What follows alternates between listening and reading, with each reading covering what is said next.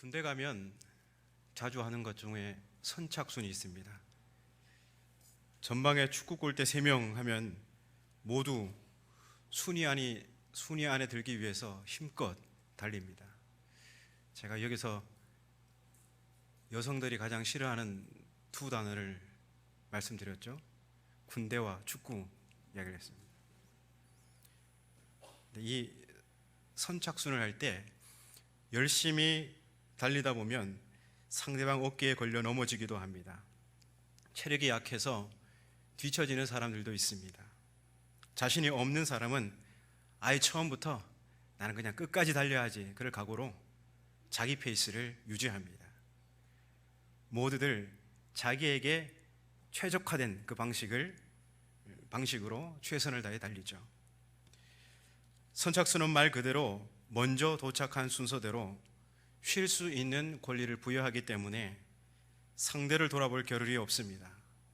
상대가 자빠지거나 뒤처져도 상관할 바가 아닙니다. 개인의 역량에 따라 치열한 경쟁만이 있을 뿐입니다. 믿기 어려우시겠지만 제가 달리기를 잘합니다. 선착순을 하면 언제나 단번에 순위 안에 들었습니다. 어떻게 보여드릴 수 없어서 참 아쉽습니다.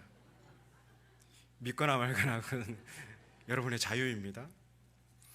훈련소에서 6주 훈련을 받고 함께 같은 부대로 배치받아서 간 동기가 있었습니다. 포병으로 갔는데 둘 다 측집안에 보직을 받았습니다. 제가 수송부에서 정비병, 운전병을 했었는데 처음에 한 3개월 정도는 측집안에서 있다가 수송부로 자격증 이런 게 있어가지고 스카우트 돼가지고 갔습니다. 처음에 이 측집안에 갔을 때 이 측집안이 어떤 임무를 수행하냐면 적군에게 포를 쏘기 위해서 아군의 포 위치를 정확히 산출하는 그 임무를 수행합니다. 혹시 길에 다니시다가 이렇게 보는 거 보셨습니까? 이렇게 푯대 이렇게 딱 잡고 이렇게 이렇게 측량을 하죠. 측량을 하고 또 그것을 막 수신호로 한번 받아 적고 계산하고 그런 역할인데요. 이 임무는 먼 거리를 쉴 새 없이 달려야 하고 수신호를 또 해야 하고 계산도 해야 하고 무엇보다도 신속 정확해야 합니다. 중요한 임무다 보니 평소에도 훈련이 참으로 많았습니다.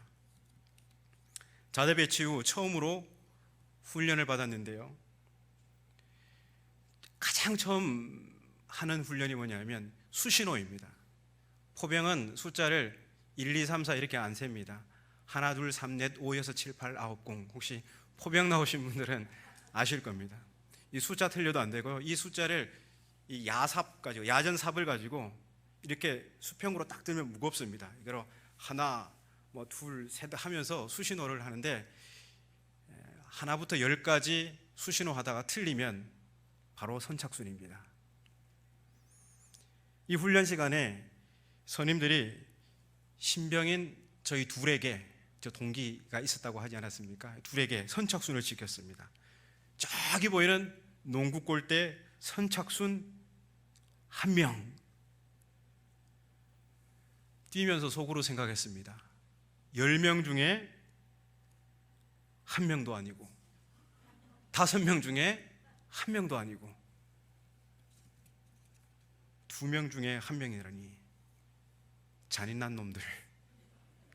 제가 이기면 동기가 또 뛰어야 하고 동기가 이기면 제가 또 뛰어야 합니다. 함께 6주간 훈련소에서 흙먼지 뒤집어 쓰고 진흙탕에 뒹굴며 울고 웃었던 동료를 제껴야만이 제게 쉴 수 있는 기회가 주어지는 것입니다. 마음 단단히 먹어야 합니다. 순간 동료가 아닌 적이 된 것입니다. 누가 이겼겠습니까? 참고로 그 친구는 178이고 저는 비밀입니다.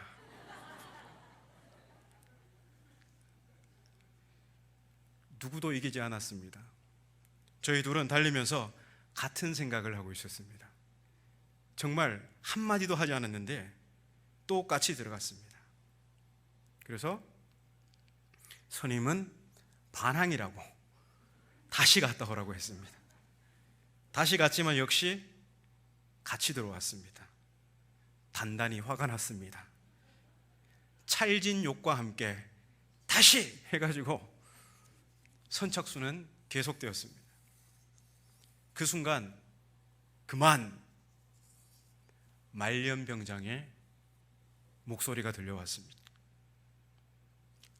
아, 마침내 구타의 순간이 온 것인가? 하지만 말년병장의 얼굴을 마주쳤을 때 안도의 한숨을 내쉬었습니다. 아주 인자한 표정으로. 어떻게 군인이 이렇게 인자한 표정이 나올 수 있을까요? 제대가 얼마 남지 않았기 때문입니다.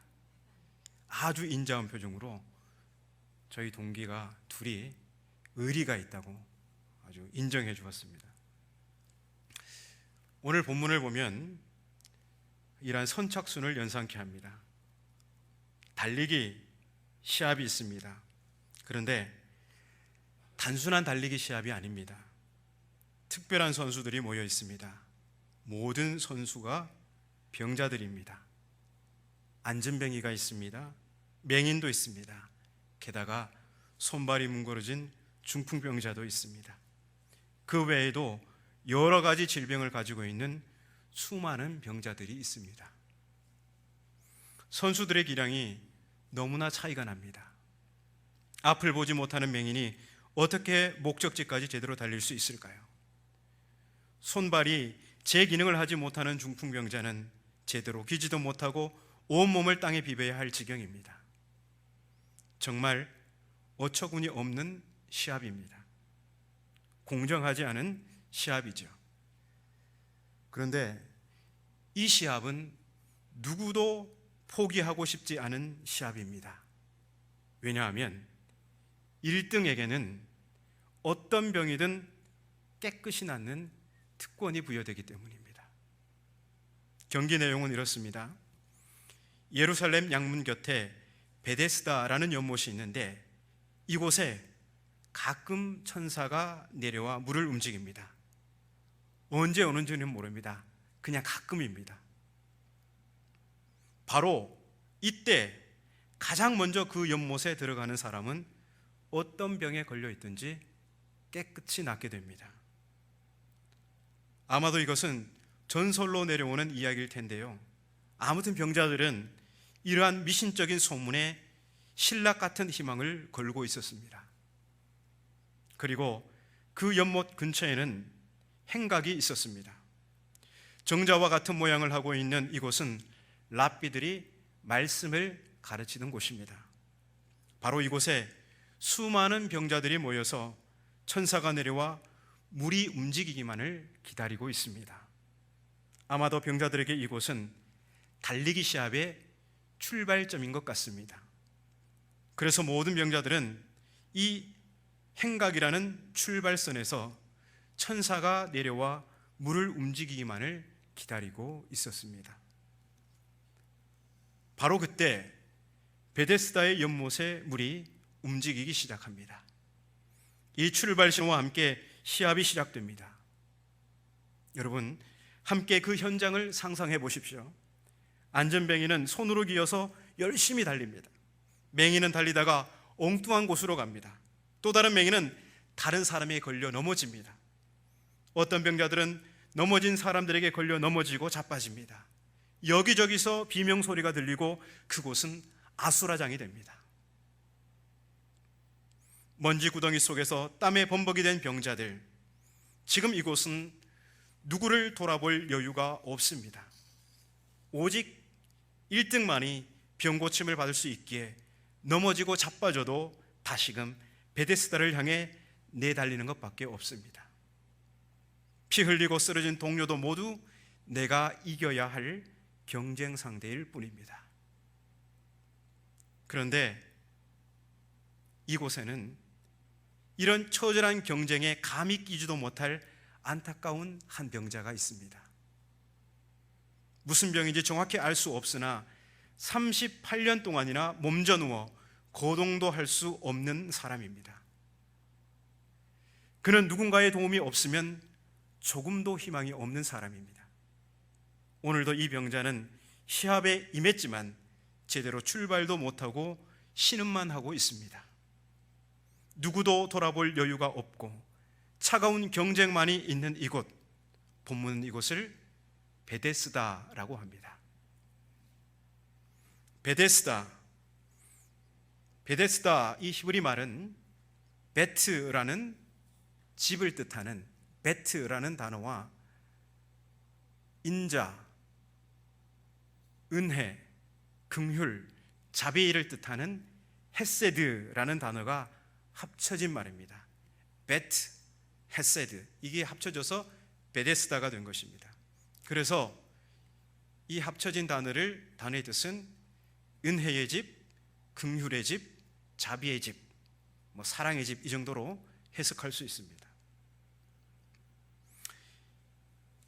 이곳이 얼마나 은혜와 긍휼과 자비가 넘치면 이런 이름이 붙여졌을까요? 네, 어떤 불치병이든 치유받을 수 있기에 은혜와 긍휼과 자비의 집이라 할 수 있습니다. 그래서 모든 병자들에게 희망의 장소입니다. 그런데 조건이 있습니다. 베데스다 연못은 항상 그런 은혜를 주지 않습니다. 그리고 누구에게나 그런 자비를 베풀지 않습니다.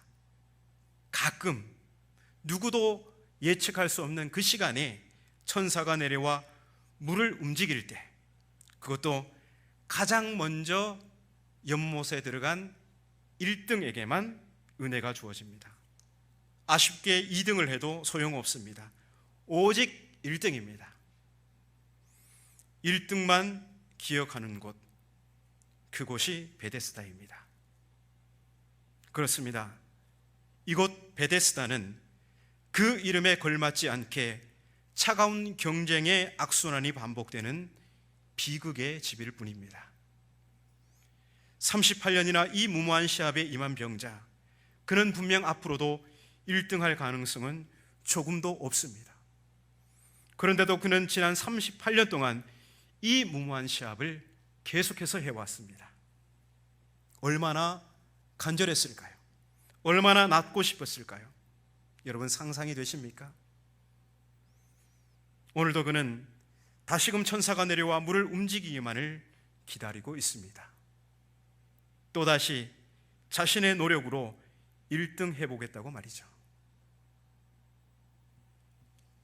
그런데 그곳에 예수께서 찾아오십니다. 그리고 예수님은 그 병자에게 묻습니다. 네가 낫고자 하느냐? 그러자 이 병자는 그동안 누구도 자신을 도와준 사람이 없다며 지난 38년 세월 응어리졌던 자신의 신세를 토로합니다. 이 말인즉 나를 번쩍 들여다가 가장 먼저 연못에 넣어달라는 말입니다. 주님, 나를 번쩍 들어서 시합이 있을 때 나를 가장 먼저 연못에 넣어주십시오. 그러나 예수께서는 그의 간절한 기대에 부응하지 않으십니다.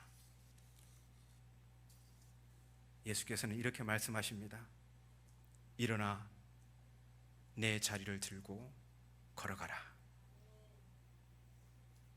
예수께서는 그가 도무지 상상하지도 못한 새 길을 열어주셨습니다. 더 이상 경쟁과 자격이 아닌 값없이 거저주시는 은혜로 살도록 그를 부르십니다.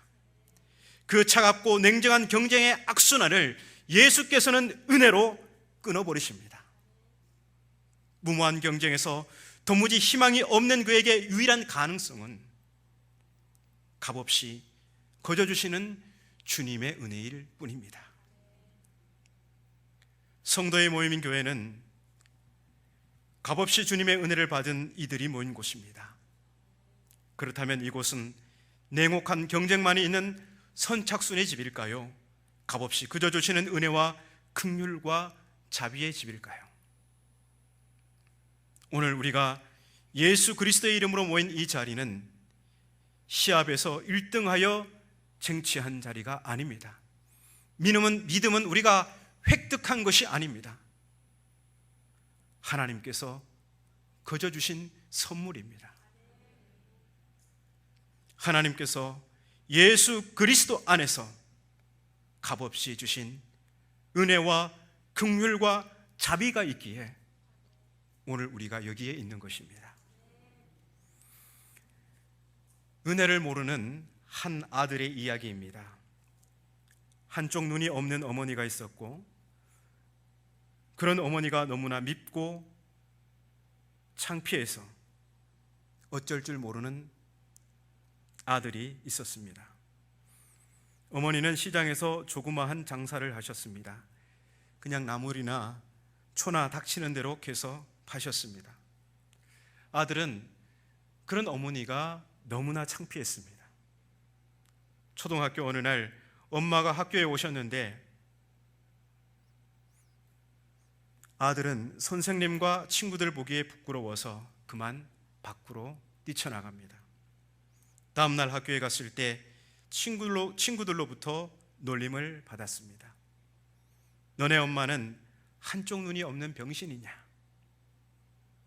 아들은 놀림거리였던 엄마가 이 세상에서 없어졌으면 좋겠다는 생각을 했습니다. 화가 난 아들은 엄마에게 원망 섞인 소리로 쏘아댑니다. 엄마, 왜 엄마는 한쪽 눈이 없어? 진짜 내가 창피해서 죽겠어. 엄마는 아무 말도 하지 않았습니다.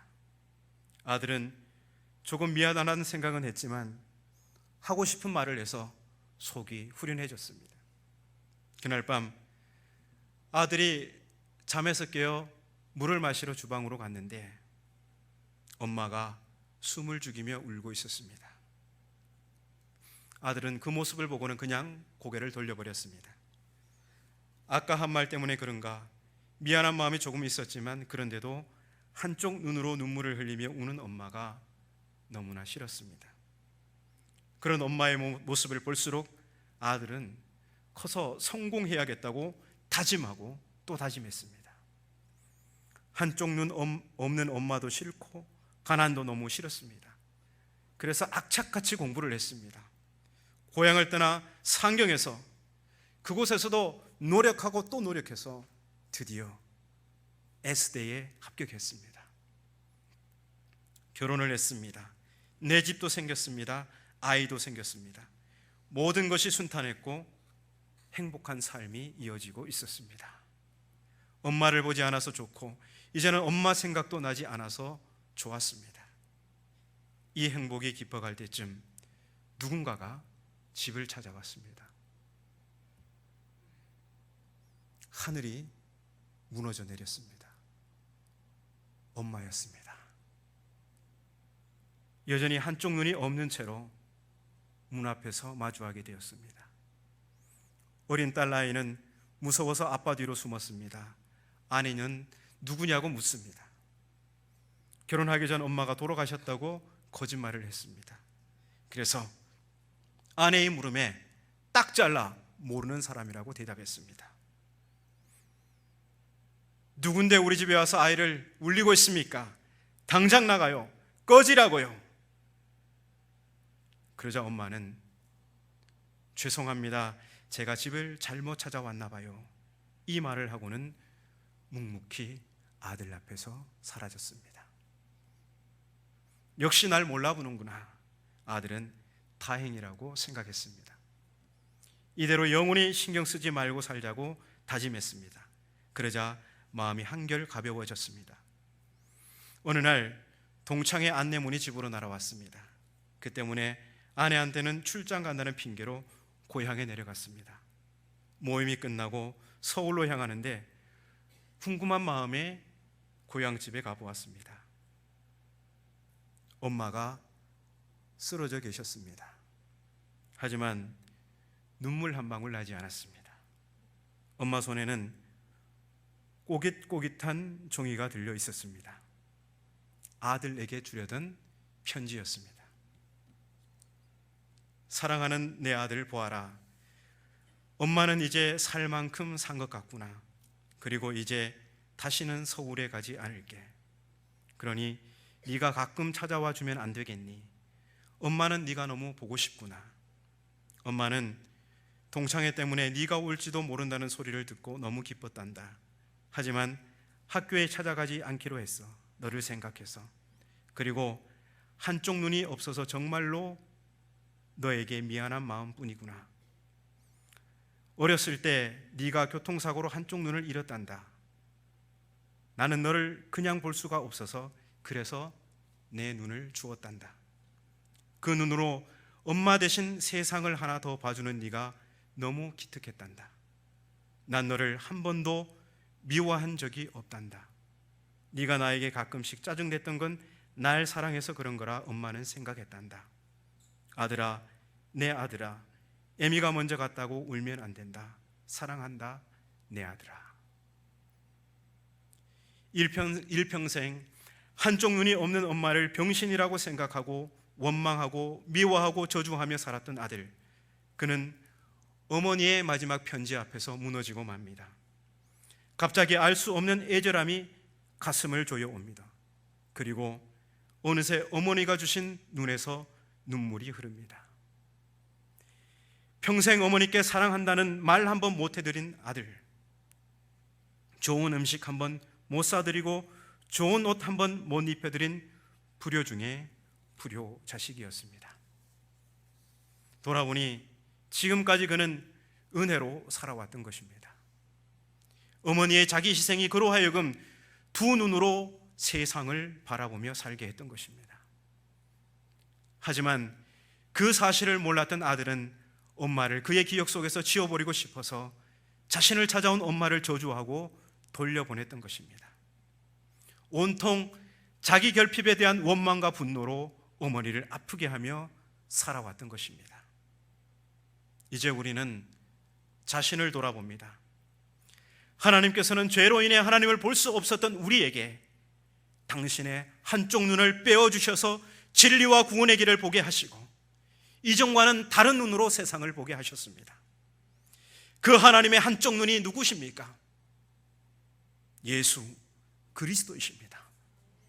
우리는 예수 그리스도인에서 하나님의 눈으로 새롭게 세상을 보게 되었습니다. 또한 우리는 못난 나를 오래 참아주고 그런 나를 아껴준 부모님과 신앙의 동료들의 기도와 사랑에 힘입어 여기까지 왔습니다. 지금 내가 성취한 것은 내가 잘나서 내가 악착같이 노력해서 쟁취한 결과가 결코 아닙니다. 나와 함께 하신 하나님의 은혜가 아니면, 나를 아껴주고 오래 참아준 부모님과 신앙의 동료가 아니면, 나아가 우리의 이웃이 아니면 오늘 나는 결코 없습니다. 그래서 우리는 자랑할 것이 없습니다. 교회는 바로 이 은혜를 아는 사람들이 모인 곳입니다. 그렇다면 이곳은 베데스다입니다. 차가운 경쟁으로 점철되어 있는 세상의 질서는 여기 그 어디에도 자리할 자리가 없습니다. 그렇게 이곳은 예수 그리스도 안에서 값없는 은혜를 베푸신 하나님을 찬양하는 하나님의 집이며, 이 냉혹한 경쟁 사회에 지치고 상한 이들이 와서 값없이 주시는 생수를 마시고 일어나 자리를 들고 걸어가는 베데스다인 것입니다. 이곳에서는 누구도 사회적 지위를 내세울 수도 없고 그를 빌미로 어떤 서열도 정할 수 없습니다. 이곳은 출신과 학벌과 사회적 신분에 따라 사람을 차별하는 이 세상의 질서가 자리할 수 없는, 누구나 존재 자체로 차별 없이 용납받고 존중받아야 하는 곳입니다. 오늘 본문은 너무나 분명합니다. 예수께서 계시지 않을 때 그곳은 비극의 베데스다였고, 예수께서 오셨을 때 그곳은 참 베데스다가 되었습니다. 여러분, 예수님을 모신 공동체가 생명을 살립니다. 예수님을 모신 공동체가, 그곳에 모인 사람들이 절망의 자리에 있지 않고 일어나 자리를 들고 걸어나가는 역사가 있습니다. 이처럼 예수님을 모신 교회는 모임을 통해 우리가 얼마나 큰 은혜를 받은 존재임을 끊임없이 기억하고 서로 차별 없이 용납하고 사랑하는 공동체입니다. 예수님을 모시고 그런 따뜻한 사랑을 나누는 참 베데스다와 같은 교회야말로 절망 가운데 희망을 찾아온 이들을 일어나 자리를 들고 걸어가게 하는 치유의 능력을 발휘하는 참 베데스다인 것입니다. 여러분, 우리는 말로 다 할 수 없는 은혜를 받은 사람들입니다.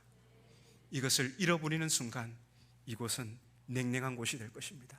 하지만 내가 말로 다 할 수 없는 은혜 받은 자임을 기억하는 순간 이곳은 따뜻한 온기가 이곳저곳 구석구석까지 퍼져나갈 겁니다. 그것 때문에 우리의 생명이 되살아나고 이곳을 찾아온 모든 이들의 생명이 되살아나게 될 것입니다. 우리 지자교회 참 베데스다로 주님 오시는 그날까지 사명 감당하는 참교회 되기를 바랍니다.